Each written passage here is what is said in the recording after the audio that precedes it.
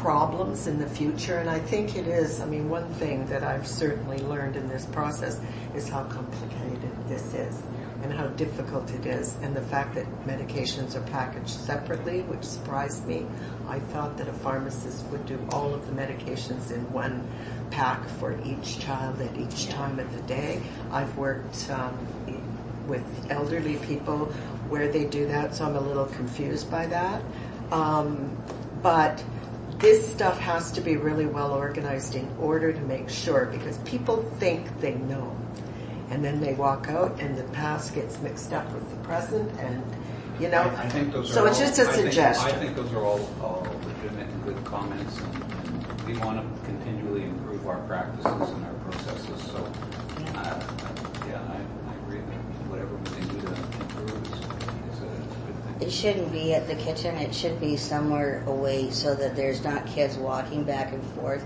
And to take that into consideration, even where the computer is, having it away from a busy area like that would be so beneficial. So, yeah, you know, and we may have to make decisions as management sometimes, and there's differing opinions on staff, and we have to make a judgment about what the best way to go is. But we're happy to make those and have those conversations and try and improve things as much as possible.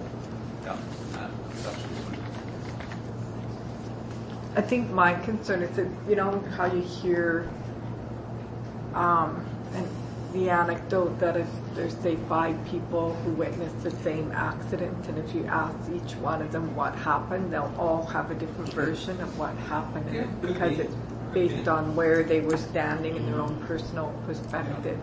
And it feels like from the discussions that I've heard around this March 8th discussion that's what's happened, that people have different takeaways from it because there wasn't a clear document that followed that discussion that said this is what we discussed and this is what was agreed to. Maybe.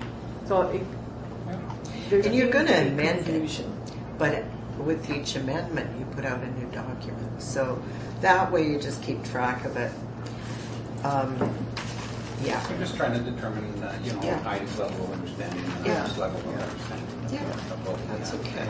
Well, if you look, though, that's why I say my level of understanding, it's my initials. Most of those other on the MER sign-off sheets are all blank from other staff. Not one of them was spoken to or got a letter. It's my initials that you mostly see because I tried diligently to follow what was going on at the same time dealing with extreme conflict in the house of children's behaviors.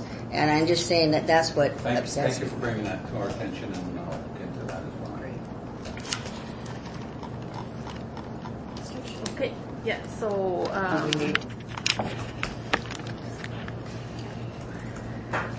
Okay, Heidi, I have to give you some context and give you the information that I have. It's about an incident on April the 3rd, 2018. Okay. On April 3rd, 2018, you signed off and put a comment on the medication error sheet. So I have to give you the document here. Okay. Okay, this is what I call is the medication error sheet because you put down the errors here, right? You put down there that Hudson's medication were lost or destroyed as he tried to tear them up. In your own words, can you describe what happened on April 3rd, 2018? And before that, I can also give you the mark sheet because... I want to apologize, Esther, to you also. It was brought to my attention that you might not be aware of some of the things that I was asking about, and I'm sorry if I implied or put pressure on you. Oh, it's just frustrating. Okay. So it's okay. Yeah.